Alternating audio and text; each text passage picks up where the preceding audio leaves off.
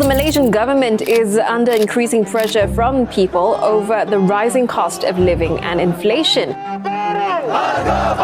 And among the demands, more aid to the people, continued provision of subsidies and price controls for food. Afford to buy meals. Each meal is 7 to 8 ringgit. How can they afford this kind of things, kan? However, he said the government cannot continue with the $18 billion subsidy despite its key role in containing inflation. Just like anywhere you go in the world, we are facing increasing gloomy economic conditions due to inflation. On average, the world is seeing prices rise at a pace of 9.5% in emerging economies. For Malaysia, the number stands at 3.4% in June this year. Based on the numbers, it looks like we are okay. We managed to record a much lower inflation numbers because of subsidies. Do you really think diesel is worth 2 ringgit and 15 cents a litre? No! Without subsidy, diesel would be 8 ringgit and 74 cents today. Say what?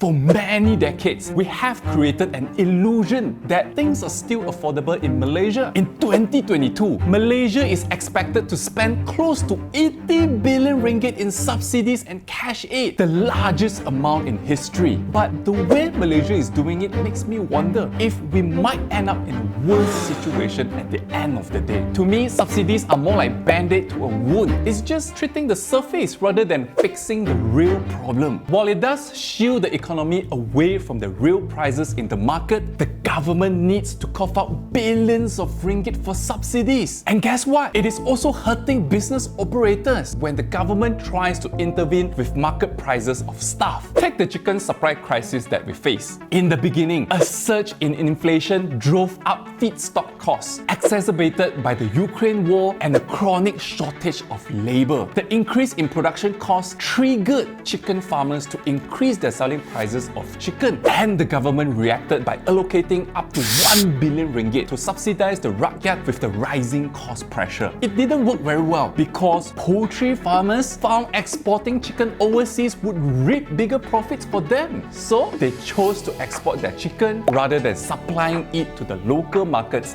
and this led to a shortage of chicken in Malaysia. As a result, it pushed chicken prices up further. To tackle this, the government proceeded to ban poultry exports entirely in hopes that this will bring down the price of chicken. And yet, it didn't help as all the efforts were outpaced by the speed of inflation. Finally, the government summoned its trump card, setting a ceiling price for standard chicken. This means no matter what the economic condition is for the industry, the farmers can only sell the chicken at 9 ringgit and 40 cents per kg max. And now our chicken are one of the cheapest in Southeast Asia. It's a win for the rakyat. Really? It really is. But this ended up hurting local chicken farmers. The subsidies given by the government were not enough to cover costs. As a result, many small chicken farmers were forced out of business as they failed to cope with the rising costs due to government interventions. On one hand, the subsidy, the export ban, the ceiling price are good moves that can ensure food security for the people. On the other hand, let's not forget that the general election is drawing near, so it helps the government to gain popularity amongst the rakyat at the expense of business. I can't help to think of the long-term implications of this. If more and more businesses are shut down, the unemployment rate will cripple up and create a new set of problems for the government. By that time, is the government ready to fork out more financial aid to subsidize the people on their daily expenses? Can the government afford it? The truth is, subsidy is an addiction. At the end of the day, who would want to end a good dream of being able to buy things at a cheaper price compared to the market rate? In fact, people will ask for more and more and more. And any attempts to take away those subsidies will not be a popular policy because it means losing votes in general election. As a result, it gives birth to a vicious cycle where the rakyat becomes dependent on subsidies and the government relies on subsidies to gain popularity. You know what? That kind of reminded me of FELDA, a government agency set up in the 50s to eradicate poverty in Malaysia after gaining independence. Back in those days, FELDA helped the rural poor to resettle into newly developed areas and organize them to become agropreneurs themselves. In these newly planned villages, homes, basic infrastructures, fundings, all these are provided for. They didn't need to worry about selling their crops because FELDA's commercials are time, FGV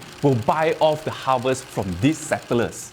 The objective here was to provide all the assistance necessary to be an agropreneur so that the settlers could just focus on the activity of planting the crop. Since then, some of the settlers used the provided subsidies to lift themselves out of poverty and build successful businesses around it. But only 15.4% of Felda settlers are in this category. Others became extremely reliant on government subsidies and lobby for its continuance. Even when such financial aid is given, nothing much was done to improve their plantation. In 2015, according to FGV's annual report, its palm oil estate consisted of 40% of old trees. It's like running a business with 100 staff, but 40 of them are unenergetic, demotivated, and inefficient. How to make money like that? It has been more than 6 decades the government had been pouring into Felda initiatives. But what's the result? I truly wonder if it achieved its purpose. Anyways, if moving ahead the government decides to stop subsidizing Felda settlers, it looks bad on policymakers as it portrays that they are not taking care of the poor's welfare. And in the worst case scenario, the government may lose support from the Felda community in the upcoming general election, which can be damaging to the government. So, the situation with Felda settlers is just like the vicious cycle that we discussed earlier. Apart from being an addiction, subsidies and certain government interventions also make businesses become more uncompetitive. Think of Proton, our national car. It was said that they received close to 200 million ringgit in government R&D grant per year. This R&D grant was supposed to help Proton to develop better cars. But if you recall, there were very little improvement on them. Although Proton marketed its new cars very hard, throwing promotions left and right, its car sales were not good. So it turned to the government for more assistance, and billions of ringgit have been spent to revive Proton as a national car. And finally, when they could not spend more money to save them, Proton was partially sold to Geely. When the new management took over, there was a big revamp in the way the group operated. It realized that it can no longer depend on subsidies anymore. Every new car launch must be translated into sales volume in order to survive. The operation must be more efficient than before. Nothing can go to waste. Many people wondered if Proton could survive without government intervention. And it did. Instead of being a company that is dependent on subsidies, it shifted its strategy to depend on operational excellence and innovation. Today, Proton is not talking about survival anymore. In the span of 5 years, it is talking about big dreams of being ASEAN's top car brands with a successful sales track record from X70 and X50. So, what have we learned? Had subsidies helped the economy to flourish, or did it create a vicious cycle for Malaysians? I leave the answer to you. Tell us in the comments.